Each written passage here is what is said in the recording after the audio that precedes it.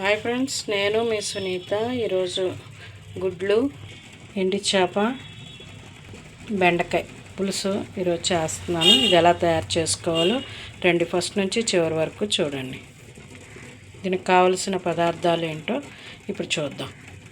బెండకాయలు, ఉడకబెట్టిన గుడ్లు, ఎండి చేపలు. ఇవి శుభ్రంగా కడుక్కొని నూనెలో వేపుకోవాలి.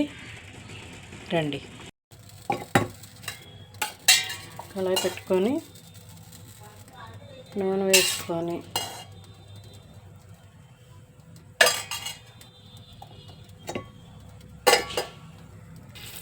ఎండి చేపలు వేసుకున్నాం.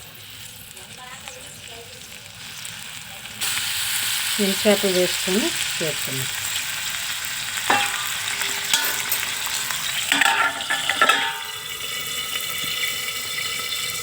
వేసుకోవాలి.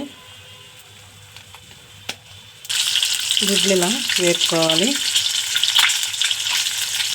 ఇలా చక్కగా వేపుకోవాలి. ఇప్పుడు చింతపండు కొంచెం నానబెట్టుకోవాలి.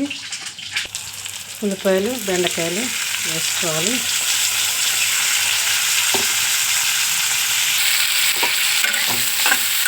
వేసుకోవాలి.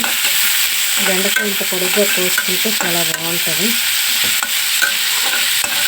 చిన్న బెండకాయలు వేసుకుంటే బాగుంటుంది. ఇంకా నెక్స్ట్ ఉల్లిపాయలు కూడా చిన్న ఉల్లిపాయలు ఉంటే అవి కూడా పులుసులో వేసుకుంటే బాగుంటుంది. అలాగే వంకాయ కూడా వేసుకోవచ్చు.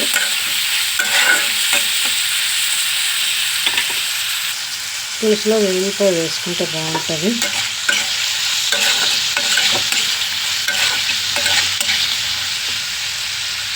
కొంచెం వేగేంత వరకు చూద్దాం.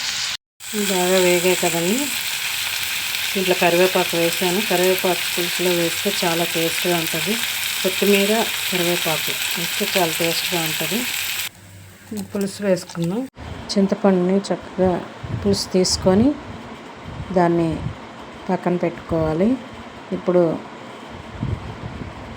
వేసుకుందాం.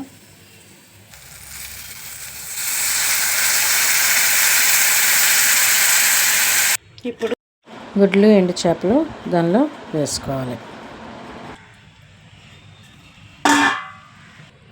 వేసుకొని కొంచెం కలుపుకోవాలి. దీంట్లో కొత్తిమీర వేసుకొని కొంచెం మరిగాక దీన్ని దించేసుకోవాలి. ఒక చిన్న చిట్కా, గుడ్లు ఉడకబెట్టేటప్పుడు దానిలో కొంచెం గళ్ళుప్పు వేసి ఉడకబెడితే గుడ్లు పగిలిపోకుండా ఉడుకుతాయి. Thank you.